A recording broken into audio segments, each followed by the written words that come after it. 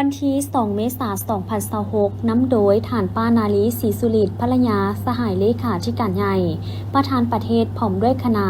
ได้ลงเยี่ยมยามและมอบเครื่องช่วยเหลือให้ประชาชนครอบครัวพนักงานในเมืองสีโคตะบองและเมืองนาไซทองและขนมจันทร์ที่ถูกผลกระทบจากพายุฤดูร้อนพายุหมักเห็บตกอยู่คุม194บ้านจันทร์สว่างเมืองสีโคตะบองโดยการต้อนรับของทานศิริรัตน์ทงศิลป์ทองเพ็งประธานคณะกรรมการปกครองนครหลวงจันทร์มีการนำเมืองสีโคตะบองนาไซทองภาคส่วนที่เกี่ยวข้องและประชาชนเข้าร่วมทานศิริรัตน์ทงศิลป์ทองเพ็งได้รายงานเกี่ยวกับสภาพการเกิดขึ้นและการช่วยเหลือบรรเทาทุกข์แก่ครอบครัวที่ถูกผลกระทบจากเหตุการณ์ดังกล่าวในระยะผ่านมาโดยเฉพาะการแก้ไขช่วยเหลือเบื้องต้นให้แก่พ่อแม่ประชาชนในการฟื้นฟูซ่อมแปลงพื้นฐานโครงสร้างที่อยู่อาศัยของประชาชนเขตเมืองสีโคตะบองและเมืองนาไซทองนครหลวงจันทร์ซึ่งมาฮอดปัจจุบันแม้นมีความคืบหน้าอย่างต่อเนื่องโดยมีที่อยู่อาศัยที่ได้รับผลกระทบและจะได้รับการซ่อมแปลงคืนทั้งหมด 6,386 หลังคาเรือนความเอา10บ้านเขตเมืองสีโคตะบองและมี 1,502 หลังคาเรือนและความเอา8บ้านในขอบเขตเมืองนาไซทองสำหรับการบรรเทาทุกข์เบื้องต้นภาครัฐได้สนองข้าวสาร75ต้นเครื่องสุขภัณฑ์ศาสตร์มุงน้ำดื่มและอื่นๆจำนวนหนึ่งพร้อมนั้นยังมีหลายบริษัทเอกชนและมูลนิธิได้ร่วมบริจาคกระเบื้องมุ้งหลังคาน้ำดื่มและเงินสดเพื่อช่วยเหลือครอบครัวทุกข์ยากโอกาสดังกล่าวนี้ท่านป้านาลีศรีสุริตก็ได้แสดงความเห็นใจต่อกับครอบครัวประชาชนที่ได้รับผลกระทบครั้งนี้พร้อมทั้งให้กำลังใจครอบครัวประชาชนเพื่อให้ผ่านพ้นวิกฤตดังกล่าวนี้ไปโดยไวจากนั้นคณะครอบครัวการนำก็ได้มอบปัจจัยสุขยุให้ครอบครัวประชาชนในนี้เมืองสีโคตะบองประกอบมีบ้านจันทร์สว่าง180ครอบครัวบ้านเวียงคำ71ครอบครัวบ้านตัดทอง13ครอบครัวบ้านใหม่16ครอบครัวบ้านผลสมบูรณ์65ครอบครัวและบ้านหนองแตงเหนือ10ครอบครัวส่วนเมืองนาไซทองประกอบมีบ้านดงหลวง23ครอบครัวบ้านปักแฮด20ครอบครัวบ้านไซมงคุน19ครอบครัวและบ้านสีเกิด30ครอบครัวบ้านนาเลียน29ครอบครัวบ้านผางแห่ง14ครอบครัวบ้านนาไซกลาง8ครอบครัวและบ้านนาไซเหนือ2ครอบครัวจากนั้นก็ได้มอบเครื่องอุปโภคมูลค่า 2.38 ตื้อกีบให้องค์การปกครองเมืองสีโคตะบองและเมืองนาไซทองเพื่อนำไปแจกจ่ายให้ครอบครัวประชาชนผู้ที่ได้รับผลกระทบจากเหตุการณ์ดังกล่าวตื่มอีกพิธีดังกล่าวได้จัดขึ้นในวันที่ 31 มีนาคม 2026 นี้โดยการกล่าวมอบของทานนางเกตนิซอนสุดสดาฟงห้องหัวหน้าแผนกแรงงานและสวัสดิการสังคมแขวงบริคำไซหัวหน้ากองเลขาพยาบาลขั้นแขวงกล่าวรับโดยทานบุญคบจันทวงศ์เลขาคณะบริหารการพรรคเมืองปากกระดิ่งมีทานเพ็งเพลินจิตประธานกวดกาพรรครัฐเมืองปากกระดิ่งประธานคณะกรรมการคุ้มครองพยาบาลขัดเมืองและพนักงานที่เกี่ยวข้องพร้อมโดยการจัดตั้งบ้านและพ่อแม่ประชาชนเข้าร่วมเป็นสักขีพยานในโอกาสที่มีความหมายความสำคัญนี้ทานบุญคบจันทวงศ์ก็ได้ให้ทิศชี้นำต่อคณะกรรมการคุ้มครองพยาบาลขัดเมืองจนได้เอาใจใส่ในการแจกจ่ายข้าวสารที่ได้รับการช่วยเหลือในครั้งนี้ให้ถูกต้องและให้ฮอดให้ถึงครอบครัวที่ถูกน้ำท่วมตัวจริงและในเวลาต่อมาก็ได้เริ่มจัดตั้งปฏิบัติการมอบข้าวสารที่ได้รับการช่วยเหลือดังกล่าวนั้นให้กับครอบครัวที่ถูกน้ำท่วมที่อยู่อาศัยอยู่บ้านโพนเจริญ311ครอบครัวเป็นบ้านทำอิฐท่านมาสโตะคันดะประธานธนาคารพัฒนาอาซี ADB พร้อมด้วยคณะได้เดินทางเยี่ยมยามและเฮ็ดเวียกอยู่สาธารณรัฐประชาธิปไตยประชาชนลาวโดยการให้เกียรติต้อนรับของปริญญาเอกลินคำดวงสวรรค์รัฐมนตรีกระทรวงเกษตรกรรมและสิ่งแวดล้อมท่านพงษ์สวรรค์ศรีสุราษฎร์รองรัฐมนตรีกระทรวงการต่างประเทศท่านโพคำไสยสอนรองประธานปกครองนครหลวงเวียงจันทน์ปริญญาเอกอนุสรณ์พรหมจันทร์หัวหน้ากรมส่งเสริมกสิกรรมและสหกรณ์มีผู้เข้าร่วมจากบรรดาองค์การกรมเกี่ยวข้องจาก3กระทรวงอำนาจการปกครองจากนครหลวงเวียงจันทน์และจากเมืองสีโคตะบองบรรดากลุ่มปลูกกลุ่มผลิตของบ้านดอนสิงสู้บ้านใหม่บ้านจำปาบ้านหนุนแก้วเข้าร่วมในโอกาสนี้ท่านสำราญประเสริฐคำลาผู้ประสานงานโครงการส่งเสริมระบบต้องโซการผลิตกสิกรรมเป็นสินค้าที่เป็นมิตรต่อสิ่งแวดล้อมขั้นศูนย์กลางได้รายงานให้ฮู้ว่า กลุ่มปลูกพืชผักเป็นสินค้าของดอนซิงซูนี่ก็เป็นกลุ่มการผลิตหนึ่งของหลายๆกลุ่มที่ได้รับทุนสนับสนุนจากโครงการส่งเสริมระบบตองโซการผลิตกสิกรรมเป็นสินค้าที่เป็นมิตรต่อสิ่งแวดล้อมซึ่งเป็นทุนช่วยเหลือลาจากธนาคารพัฒนาอาซีเพื่อสุขยูส่งเสริมสร้างความเข้มแข็งให้กลุ่มสหกรณ์และธุรกิจกสิกรรมในการผลิตข้าวและพืชผักเป็นสินค้าอยู่ในนครหลวงเวียงจันทน์นับแต่เดือนกันยายน2023ฮอดปัจจุบันบรรดากลุ่มผลิตในนครหลวงเวียงจันทน์ได้รับเงินสนับสนุนก็มีกลุ่มผลิตกสิกรรมสะอาดบ้านดอนสิงซูได้รับ 25,000 ดอลลาร์สหรัฐกลุ่มผลิตกสิกรรมสะอาดบ้านใหม่ได้รับ 22,000 ดอลลาร์กลุ่มผลิตกสิกรรมอินทรีย์บ้านจำปาได้รับ 14,000 ดอลลาร์กลุ่มผลิตกสิกรรมอินทรีย์บ้านนงดาได้รับ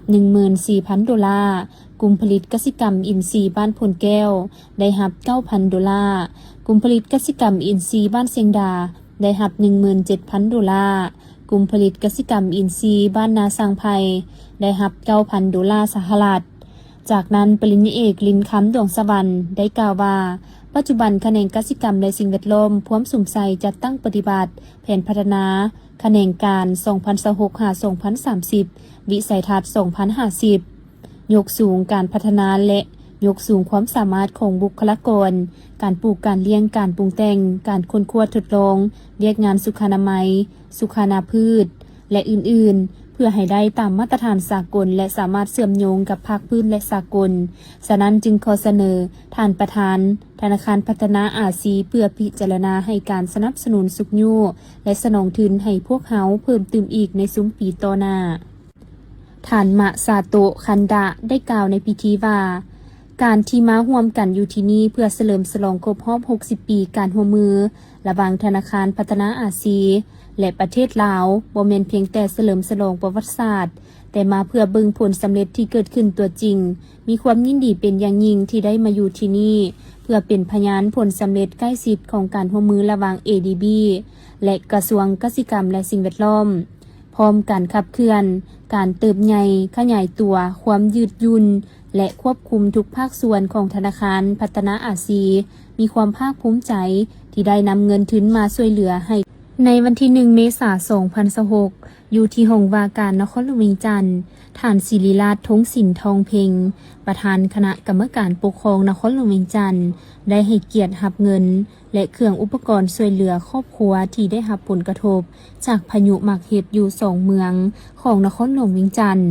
ในนั้นธนาคารการค้าต่างประเทศลาวมหาชนมอบเงินจำนวน100 กว่าล้านกีบซึ่งมอบโดยท่านนางบัวไพวันนันดาวงศ์ห้องผู้อำนวยการธนาคารการค้าต่างประเทศลาวมหาชนนอกจากนี้ก็ยังมีมูลนิธิพัฒนาลานสร้างแม่ของมอบเครื่องกล่องนำจำนวน80ชุดรวมมูลค่า 4,000 ดอลลาร์สหรัฐมอบโดยท่านนางพุทธสวีวงศ์วิจิตรประธานมูลนิธิพัฒนาลานสร้างเมคงโอกาสนี้ท่านประธานองค์การปกครองนครหลวงเวียงจันทน์ได้กล่าวแสดงความขอบใจต่อการช่วยเหลือครั้งนี้พร้อมทั้งได้แจ้งให้รู้ถึงสภาพและผลเสียหายของพายุหมากเห็บที่เกิดขึ้นในวันที่22 มีนาที่ผ่านมาซึ่งมี2เมืองที่ได้รับผลกระทบคือเมืองสีโคตะบองและเมืองนาไซทงผลเสียหายส่วนหลายแม่นเฮือนของประชาชนนอกจากนี้ก็แม่นโรงเรียนห้องการและวัดจำนวนหนึ่งภายหลังมีสภาพดังกล่าวเกิดขึ้นทั้งการนำคันศูนย์กลางนครหลวงเมืองรวมทั้งผู้ประกอบการนักธุรกิจและภาคส่วนต่างๆก็ได้ลงให้การช่วยเหลือบรรเทาทุกข์ปัจจุบันเฮือนซานประชาชนจำนวนหนึ่งแม้ได้รับการปรับปรุงซ่อมแปลงให้กลับคืนสู่สภาพปกติแล้วสำหรับเงินและเครื่องช่วยเหลือดังกล่าวทั้งองค์การปกครองนครหลวงเวียงจันทน์จะนำใช้ให้เกิดผลประโยชน์และแจกจ่ายให้ประชาชนอย่างทั่วถึงเวียงจันทน์ท่านโพคำไสยศรห้องประธานคณะกรรมการปกครองนครหลวงเวียงจันทน์ได้ต้อนรับการเข้าเยี่ยมคำนาบของท่านการเนสทูมิดเอกอัครราชทูตแห่งประเทศสาธารณรัฐกาซัคสถานประจำนครหลวงฮานอยสาธารณรัฐสังคมนิยมเวียดนามในวันที่ 1 เมษายน 2026อยู่ที่สำนักงานปกครองนครหลวงเวียงจันทน์เนื่องในโอกาสขอเข้าปรึกษาหารือในเจตจำนงอยากสร้างนครมิตรภาพร่วมกันโอก อกาสนี้ท่านโพคำไสยสอนก็ได้แสดงความยินดีต้อนรับอย่างอบอุ่นพร้อมทั้งตีราคาสูงต่อการเดินทางมาเยี่ยมยามและเฮ็ดเวียกในครั้งนี้ซึ่งถือเป็นการประกอบส่วนเข้าในการเพิ่มทวีสายพัวพันมิตรภาพที่มีมาแต่ยาวนานระหว่างสาธารณรัฐประชาธิปไตยปาซาลาวและประเทศกาซัคสถานโดยเฉพาะแม้นการเสนอกะเกี่ยมสร้างนครมิตรภาพระหว่างนครเวียงจันทน์กับนครอัสตานาที่กวมเอาหลายแขนงการซึ่งล้วนแต่เป็นพื้นฐานให้แก่การพัฒนาเศรษฐกิจสังคมของสองนครให้มีบาดก้าวใหม่และแน่นแฟ้นยิ่งขึ้นท่านรองประธานคณะกรรมการปกครองนครเวียงจันทน์ยังได้รายงานสภาพการขยายตัวทางด้านเศรษฐกิจสังคมและพื้นฐานโครงล่างของนครเวียงจันทน์พร้อมเสนอให้ทานการเนสทูมิตสร้างเงื่อนไขและการละโอกาสเพื่อให้การนำขั้นสูงของสองนครโดยเฉพาะก็แม่นทานเจ้าของนครอัสตานาได้เดินทางมาเยี่ยมยามนครหลวงเวียงจันทน์ในเวลาที่เหมาะสมเสนอให้ช่วยสืบต่อเป็นใจกลางในการสุขยูการสร้างนครมิตรภาพระหว่างนครเวียงจันทน์กับนครหลวงอัสตานาให้ได้มีการเซ็นบทบันทึกเพื่อเฮ็ดให้การร่วมมือของสองนครสามารถจัดตั้งปฏิบัติได้ตามแผนการที่วางไว้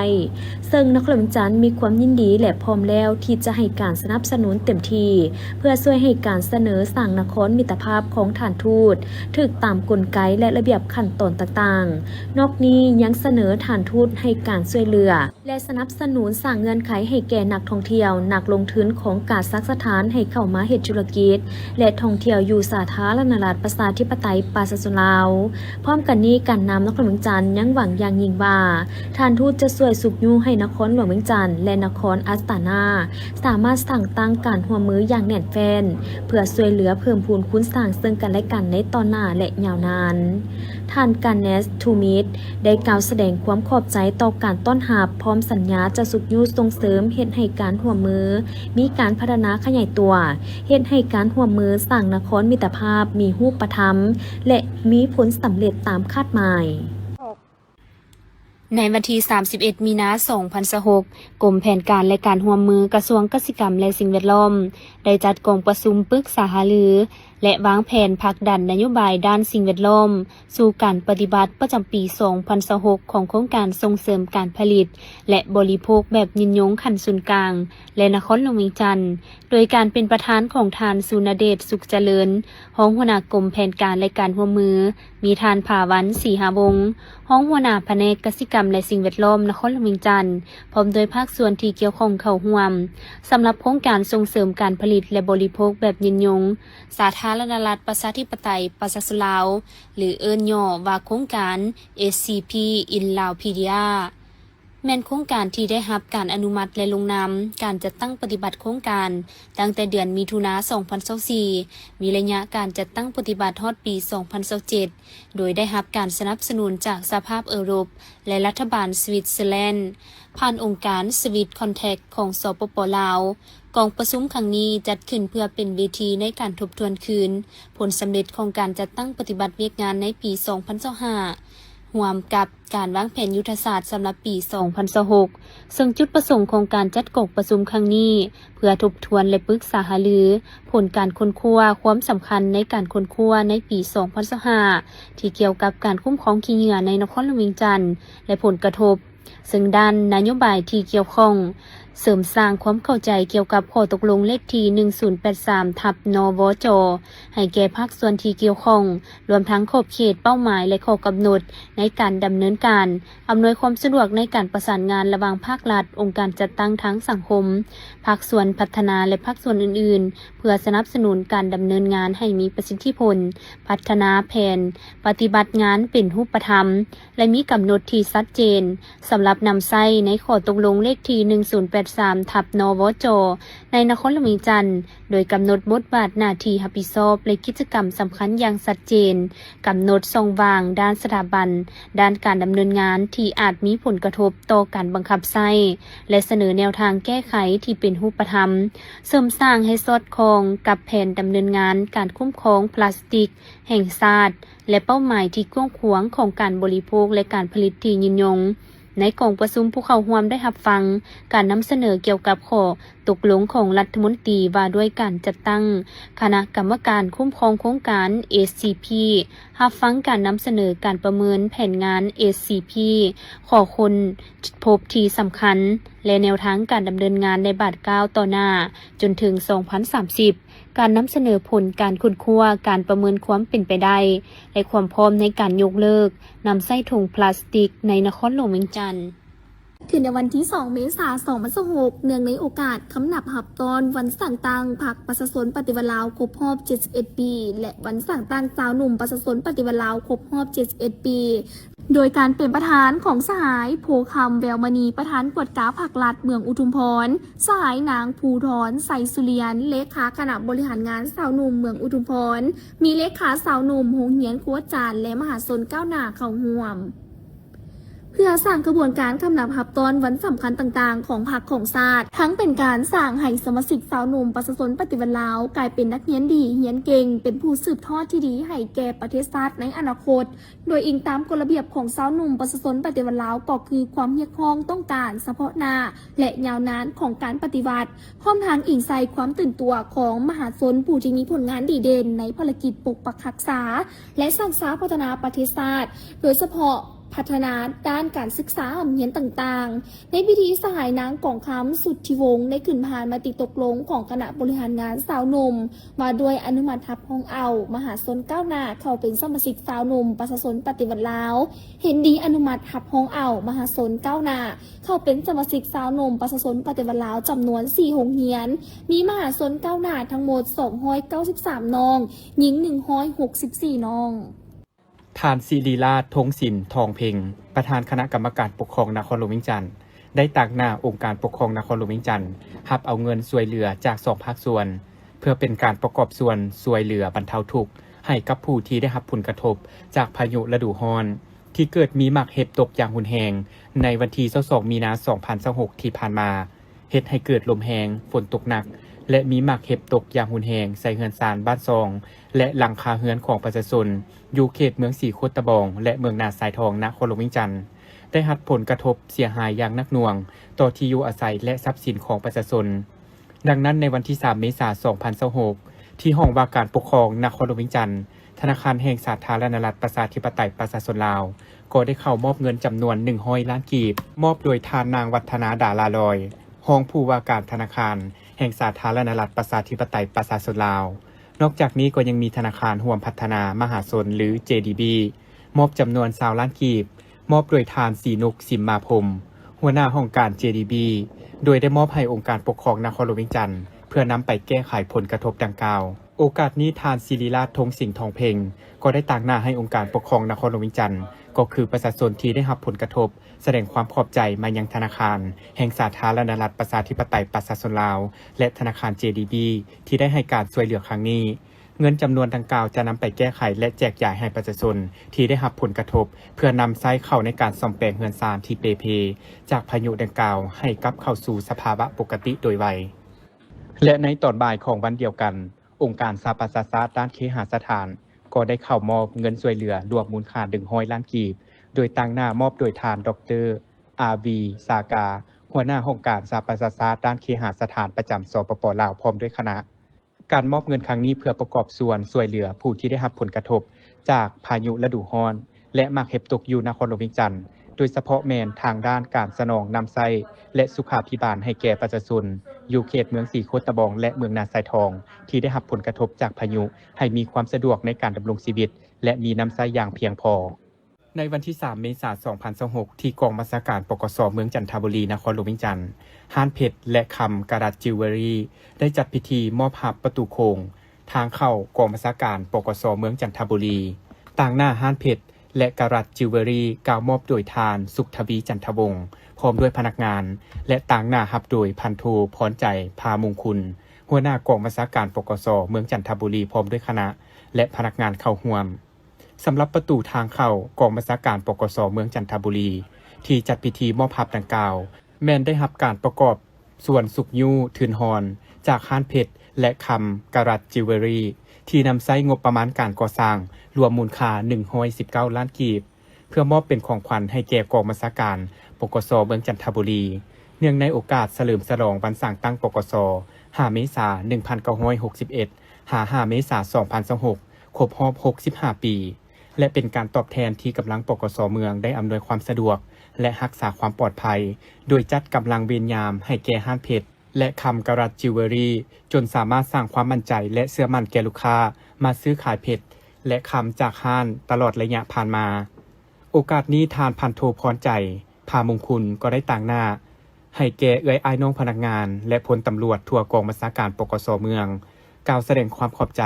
และฮู้บุญคุณและมอบไปย่องให้แก่ห้านเพชรและคำกรัตจิวเวลรี่ที่ได้ป้ายบอกสถานที่ตั้งของกองบัญชาการปกส.เมืองจันทบุรีเพื่ออำนวยความสะดวกให้แก่บรรดาสำนักงานองค์การตลอดฮอดประชาชนที่จะเดินทางมาประสานเวียกสังเกตเห็นได้ดีขึ้น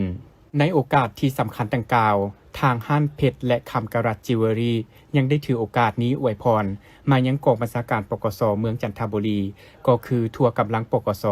เนื่องในโอกาสเฉลิมฉลองวันสร้างตั้งกำลังปกส.ครบรอบ 65 ปีที่จะมาถึงนี้จงมีความเติบใหญ่เข้มแข็งเจริญก้าวหน้า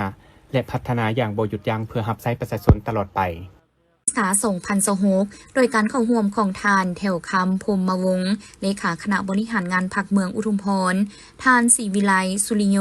รองประธานคณะกรรมการปกครองเมืองอุทุมพรและภาคส่วนที่เกี่ยวข้องเข้าร่วมท่านบรรจงไสยราชเลขาคณะพังฮักทานกลุ่มบ้านพ้นเดือได้รายงานโดยย่อเกี่ยวกับการก่อสร้างโรงเรียนว่าอาคารเรียนหลังใหม่ที่ปลูกสร้างครั้งนี้ประกอบด้วยเสา39ต้นและมีขนาดกว้างของอาคาร9คูณ35เมตรแต่ละห้องมีความกว้าง6คูณ7เมตรมุงด้วยสังกะสีอลูซิงฝาก่อด้วยดินบล็อกประกอบมี5ห้องเรียนโดยการก่อสร้างจะแบ่งออกเป็น4ระยะคือระยะทำอิฐปรับหน้าดินตั้งเสาเทคานเอาดินเข้าระยะที่2ตัดโค้งหลังคามุงหลังคาระยะที่3ก่อฝาเทพื้นและระยะสุดท้ายก่อแมนโบกใส่บานทาสีมีมูลค่าในการก่อสร้างทั้งหมด320 ล้านกว่ากีบในนี้โครงการขามาประกอบทุน150 ล้านกีบทุนสมทบของเมือง10 ล้านกีบทุนประกอบส่วนของประชาชนภายในบ้าน162 ล้านกว่ากีบท่านสุขสำล้านศรีวิไลคำรายงานเกี่ยวกับการให้ทุนก่อสร้างโรงเรียนภายในเมืองอุทุมพรว่าในผ่านมาทางโครงการแมนได้ให้ทุนสมทบในการก่อสร้างโรงเรียนสำเร็จไปแล้ว2หลังอยู่ภายในเมืองอุทุมพรโดยเฉพาะแมนบ้านดงน้อยและบ้านโพนทันและยังสืบต่อให้ทุนสมทบโรงเรียนที่บ้านวังแคนยังบ่ทันสำเร็จได้แล้ว90ส่วนห้อยและยังจะสืบต่อปลุกระดมขนขวายและช่วยเหลือให้ทุนสมทบอีกในต่อหน้าพร้อมนี้ท่านยังได้กล่าวมอบอาคารเรียนหลังใหม่พร้อมทางเฮียงห้องให้แก่กันนำเมืองก็คือห้องการศึกษาธิการและกีฬาเมืองครูอาจารย์และน้องนักเรียนพร้อมการปกปักรักษาอาคารเรียนไว้ให้ดีนำไส้ได้อย่างยาวนานและนำไส้โรงเรียนแห่งนี้ให้เกิดประโยชน์สูงสุดแก่ลูกหลานของพวกเฮาดังกล่าวได้จัดขึ้นในวันที่1 เมษายน 2026ที่ห้องประชุมห้องว่าการแขวงโดยการเป็นประธานของปริญญาเอกศรีสอนพันธ์บุญศรีห้องเลขาคณะบริหารงานพรรคแขวงผู้ที่นำเวียกการเมืองแนวขีดเวียกพรรคพนักงานและองค์การจัดตั้งมหาชนขันแขวงมีบรรดาสหายคณะประจำพรรคแขวงกรรมการพรรคแขวงคณะทีมงานของแขวงบรรดาสหายเลขาคณะพรรคฮักทานเลขาหน่วยพรรคผู้เฮ็ดเวียกจัดตั้งของบรรดาพนักงานกรมกองอ้อมข้างแขวงคณะหน่วยพรรคสมาชิกพรรคพนักงานเข้าร่วมในกองประชุมสหายนางพีลาวันองค์แก้วเลขาคณะพรรคฮักฐานหัวหน้าแผนกวัฒนธรรมในการท่องเที่ยวแขวงได้กล่าวว่าคณะพรรคฮักฐานแผนกวัฒนธรรมในการท่องเที่ยวแขวงมีพลบทบาทในการปรับปรุงก่อสร้างพรรคและขยายพรรคตามกฎระเบียบของพรรคไกลสิทธิ์ติดแทศกับมหาชนเข้าร่วมขบวนการต่างๆพร้อมทางปรับปรุงกงจักการจัดตั้งอยู่ฮักฐานพรรครับประกันเฮ็ดสำเร็จหน้าที่การเมืองก็คือเวียกวีซ่าเฉพาะที่การจัดตั้งมอบหมายให้ปรากฏผลเป็นจริงปัจจุบันการนำพาของคณะพังฮักฐานแผนกวัฒนธรรมและการท่องเที่ยวแม่นกวมเอา3แขนงการ1กองวีซ่าการมีพนักงานรัฐกร44คนหญิง23คนประกอบมี3หน่วยภาคขึ้นกับคือหน่วยภาคบริหารหน่วยภาควัฒนธรรมและหน่วยภาคท่องเที่ยวซึ่งประกอบมีคณะหน่วยภาค10สหายหญิง4สหายปัจจุบันมีคณะภาคฮักฐาน4สหายหญิง1สหายมีสมาชิกภาค36สหายหญิง20สหาย จากนั้นผู้เข้าร่วมกมซุมยังได้รับฟังคำสั่งของกรมการเมืองศูนย์กลางภาคว่าด้วยการเพิ่มทวีการก่อสร้างหน่วยพักปลอดภัยเข้มแข็งนักแน่นคำแนะนำของคณะจัดตั้งศูนย์กลางภาคเกี่ยวกับการก่อสร้างหน่วยพักปลอดภัยเข้มแข็งนักแน่นและแจ้งการแนะนำของคณะประจำพรรคแขวงเกี่ยวกับการก่อสร้างหน่วยพักปลอดภัยเข้มแข็งนักแน่นและเอกสารคุณท่านการเมืองแนวคิดสำหรับสมาชิกพรรคพนักงานจากนั้นกรมซุมยังดำเนินการทาบทามส่งข่าวต่อคณะพรรคฮักฐานต่อการนำพารวมและประกาศการจัดตั้งพนักงานในคณะพรรคฮักฐานแผนกวัฒนธรรมและการท่องเที่ยวแขวงอีกด้วย